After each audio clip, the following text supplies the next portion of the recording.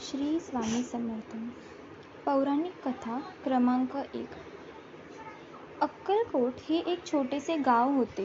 श्री स्वामी समर्थ इ.स. 1856 मधील अश्विन महिन्यात अक्कलकोटमध्ये बुधवार पेठेजवळ असलेल्या खंडोबा मंदिराच्या ओट्यावर येऊन बसले होते.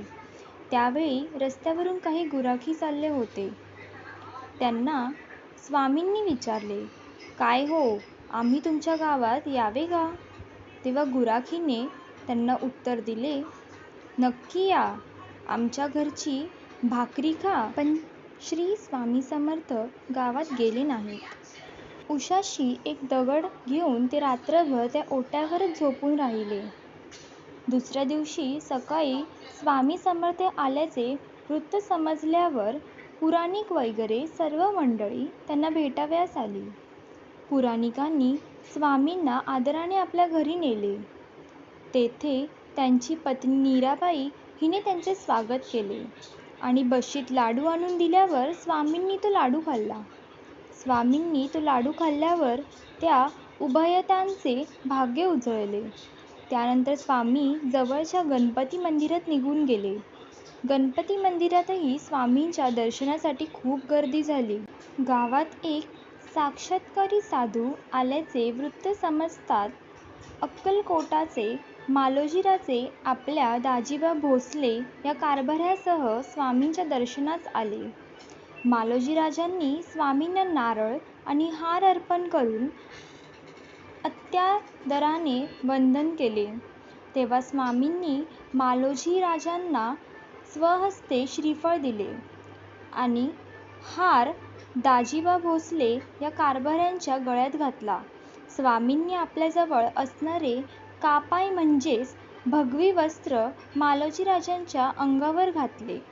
या कृतीने स्वामींनी जणू राजांना आपल्या कृपेचे वस्त्र पांघरले. या श्री स्वामींच्या कृपाप्रसादाने मालोजीराजे आणि दाजीबा भोसले धन्य झाले. त्यानंतर श्री स्वामी तेथून निघून नगरवेशीवर असलेल्या ओट्यावर जाऊन बसले. स्वामी 3 दिवस काहीही न खाता तेथे बसून होते. चौथ्या दिवशी अहमद अली नावाच्या रिसालदाराचे लक्ष त्यांच्याकडे वेधले गेले. रिसालदाराला स्वामींची चेष्टा करण्याची लहर आल्यावर त्याने स्वामींना विचारले, "क्या बाबाजी, हुक्का पीते हो?" तेव्हा स्वामी उत्तरले, "हाँ हाँ, जरूर, क्यों नहीं." तेव्हा त्याने अग्नी न घालता एक चिलीम स्वामींना दिली. स्वामी पुढे काय करतात हे ते कुतूहलाने पाहत होता. त्याचे कपट स्वामींच्या लक्षात आल्यामुळे त्यांनी काहीही न बोलता चिलीम ओढली. चिलीममधून धूर निघताना बघून रिसालदार घाबरला. स्वामी कोणीतरी सत्यपुरुष आहेत आणि आपण उगीच त्यांची परीक्षा घेतली या विचाराने तो स्वामींना शरण गेला.